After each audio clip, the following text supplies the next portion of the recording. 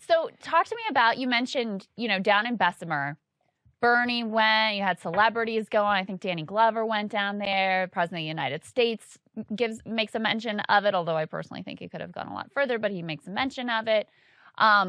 What has been the political reaction from that same group of people to you all's efforts? There is none. I mean, we don't, obviously it's the proof is in the pudding. We had politicians cancel on us the day before our rallies. Mm-hmm. AOC, who else? Mondaire Jones, people I spoke to in person and personally invited them to come to Staten Island to talk to their constituents. They have people that work there in their district, to try to help, gain some support. We had no politician from the left or the squad show up yet. And we don't receive the same attention as Bessemer at all. And I think it's quite obvious. We don't have the same resources. We just barely made it here, We're on a week-to-week budget. We don't have money.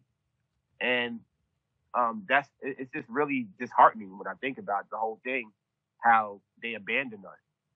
And, I kept quiet about a lot of things because, as soon as I say something negative, they're going to try to point me out like, oh, Chris, you got an evil or whatever.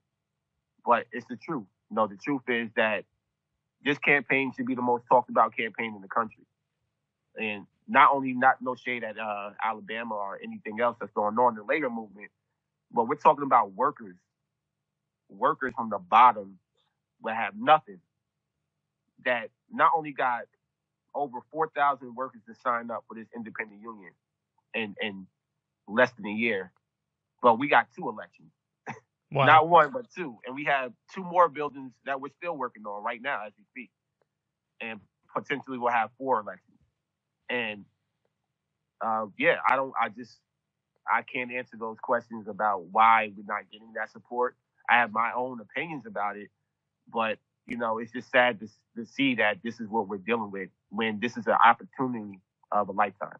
And what were those communications like? You mentioned AOC and Mondaire Jones, who's my district, by the way, in New York. Yeah. What were those interactions like with them?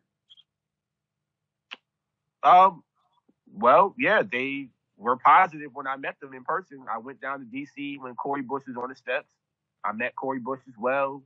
There's pictures of all of us there. We stayed on the steps. I brought them food. I brought them ALU shirts. I had workers with me, 4 workers with me. We tried to convince them to come up here.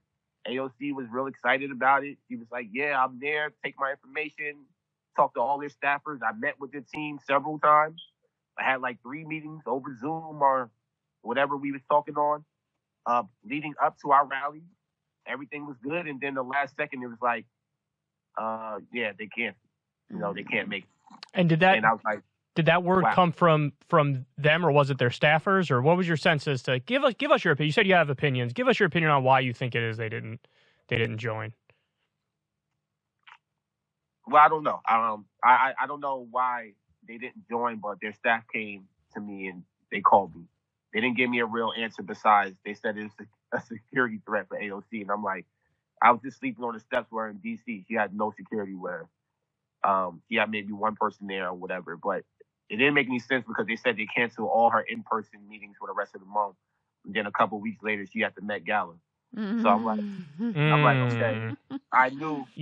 That's devastating. That's a devastating point. I mean, so you don't have time to go see the Amazon workers, but you have time to wear a tax the rich dress while you're around the richest assholes in the fucking country. Yeah, you don't have time to actually go speak truth to power with Jeff Bezos, but you have time to like cosplay with a bunch of fancy people in the press. And look, I'd like an explanation. I'm not saying all this stuff to try to be definitive and to cancel people or whatever. Like, no, I want to hear, what is it? Why is it? Tell us. Like, what happened? Same. Yeah. Same. I'm still waiting for that. I mean, they haven't reached out to me since. So wow. They have my contact information. They know how to reach me. Everybody. I think everybody in the left by now knows how to reach me. I'm very accessible. So that's been my experience, certainly. So So it's like, the excuses that these politicians make is is bullshit. Yeah. Even, I'm going to even share with y'all, I was talking with, Bernie's people as well. And they were like, oh, we're going to bring you to Congress to testify. That was over a year ago. So it never happened. Well, if any of them are listening right now, which I hope they will, they should still do that. If Bernie's people are listening, anybody who's affiliated with his team, if any of AOC's people are listening, obviously the way that this went down before is unacceptable, and it gets all of us angry because it's a very important thing that you're fighting for, and we could use all the support that we could possibly get. So, you should still be able to testify in front of Congress, and if anybody is listening who could potentially make that happen, well, let's try to make up for some wrongs that just happened. Yeah, it's not too late, guys. You can still come through and help out an effort that really deserves a lot of support and attention. Agree. Chris, where are we right now? I know the vote is coming up. What are the conversations like that you are having with workers right now? What are the major grievances you're hearing? What is the pitch that you're making, and how is it being received? Yeah, we're 8 days away from the vote. And, right now,